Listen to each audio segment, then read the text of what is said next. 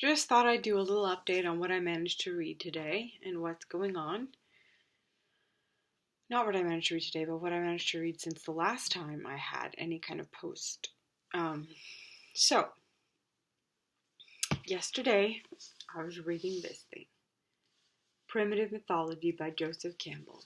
Someone gave this to me as a gift under rather strange circumstances. I'll leave it at that. I'm not going to go into all that. It's too complicated and odd. But, it intrigues me. I used to love mythology when I was a kid. This kind of thing doesn't really make me... it makes me think that the root of the stuff that I love, is really quite disturbing. And it's not just, fun and stories and whatever. It's, there's a lot of, dark, gross stuff in here. Ritual orgy, murder, cannibalism, things like that. Turns one off, rather, and although it's from his series called it's not a series, but I guess it's a series, right? The Masks of God, it's called. This is the first volume in it. I kind of wrote in my journal today that, do you like it? It's a galaxy. Distraction. That it's more like, it doesn't seem like there's much God in it. More like there's a lot of the devil in it. I don't know. I know that Joseph Campbell is into the perennial philosophy. I think that kind of says that all mythologies, which he considers all religions to be a part of that, are all based on a common source in human impulses and something like that. And I don't know how true that is, and I hope not. And I want to believe in God, and I want to believe that there is a just God, and a good God, and a loving God. And,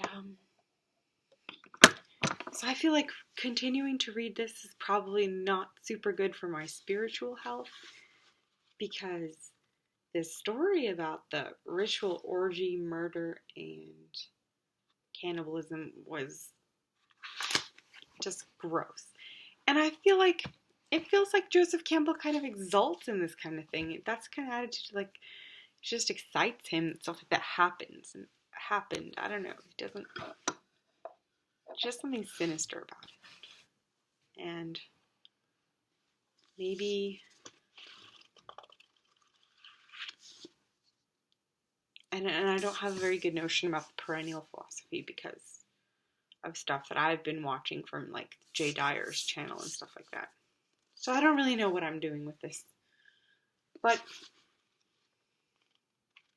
yeah, I kind of don't want to keep reading it because it's disturbing. And it's hard. It started out pretty hard. I got into it for a while, and now, if he's just saying that everything is one, all religions have one source or whatever, I don't know. I don't know if I believe that. Or if I find it very convincing. Alright, today I spent a lot of time at Starbucks reading this one. Got back into it after a very long time not reading it. We're talking maybe a couple years. I can't believe I'm saying that, but that's kind of how it is. It's very biased still. I still think that. And it's written in a very difficult manner to read. There's just a lot of references to proper names and stuff that you can't keep track of. And I think the writing is kind of shoddy personally, but I got some further way in it.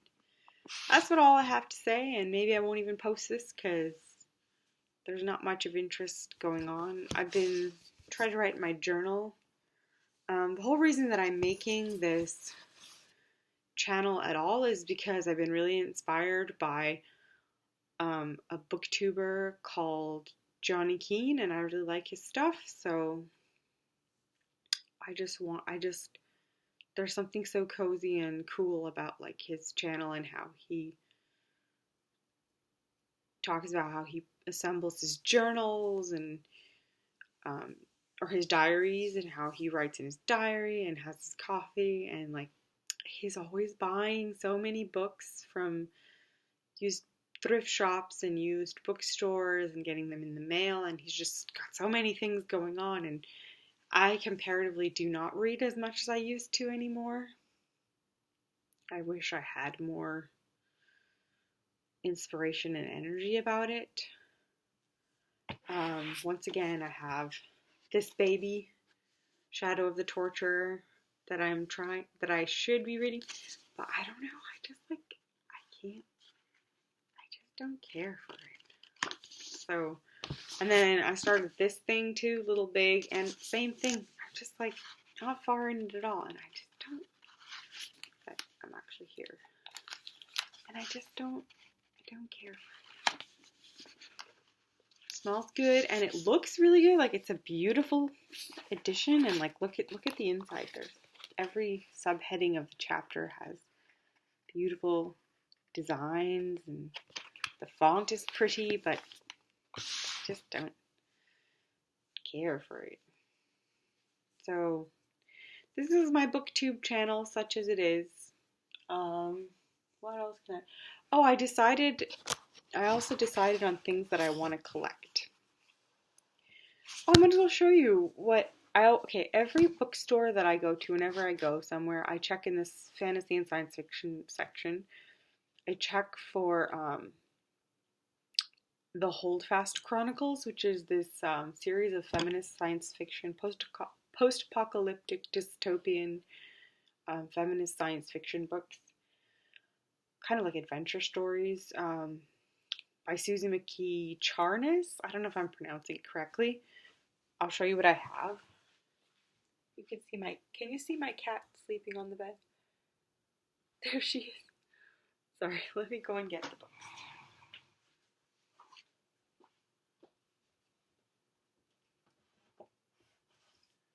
Okay, I do not know what I did with the first book in the series. It's called Walk to the End of the World. Maybe I'll make another video just of these books, because I really love them, and they're like been a big deal in my life. But I do have, I did find 2 of these copies of the second volume in the series. They're old because I believe it's from like 1974. So that's round about when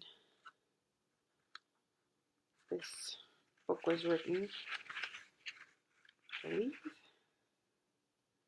No, the first one was 74. So Walk to the End of the World is from 1978. So I really love these books. Suzy, McKee, Charnas, the Holdfast Chronicles. This is the 3rd book, The Furies. The 4th, The Conqueror's Child. You can also get, I should order these probably just for my collection, so I could have, it's probably worth investing in for me, because I would collect these if I could. And I would collect everything Suzy, McKee, Charnas wrote if I could, actually. And I was thinking that she's one of the authors that I want to do this with. So I know that books 1 and 2 are available as an omnibus from the same publishers that did these 2. So maybe I'll do that. Just order that and like have it on my shelf for collecting purposes.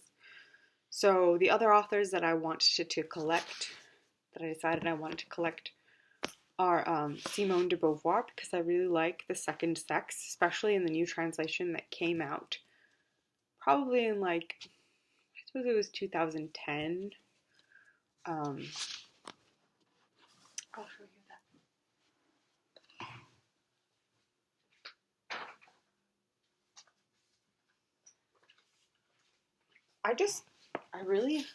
This book was like fantastic, and I'll be reading it again probably. And I know that, so this edition came out this translation was copyright 2009. So before that, they didn't even have a full edition from the French of this in English. So that's interesting. Seminal feminist work. I was actually disappointed because I was watching something by Andrew Klavan. He's a conservative commentator. And he pulled out something from Simone de Beauvoir where he was like, she said, women should not be allowed to work, women should not be allowed to just choose to be mothers or stay-at-home mothers. Because if they were allowed to do that, too many of them would choose that. So supposedly she was like, that should be forbidden them or whatever. And Klavan was quoting her as saying that to a student who was trying to get him to admit that to read that he hadn't read feminist stuff enough or whatever. I don't know, something like that. And I was just thinking, well, I hope that's not all Klavan got from Simone de Beauvoir, because she says so much more. And some of it's really important and fantastic and good for it to be said, you know, for things to be seen from the female's point of view. Female of the species. Anyway, I could probably do a better video than this about this kind of stuff, but I just wanted to show you some stuff that were on my mind, and it was a little bit gibberishy, but so that's what I'm doing. So that's what I'm thinking about today. And oh, so I want to collect Suzy McKee Charnas' books, Simone de Beauvoir's books. I'm thinking about trying to get a copy of The Ethics of Ambiguity, which is her own existentialist philosophy book, as opposed to the most famous one, Jean-Paul Sartre stuff, which was her partner, her like lover, life partner guy. And who else do I want to collect? Stendhal, because I like that guy. Although I never really got into the Charterhouse of Parma.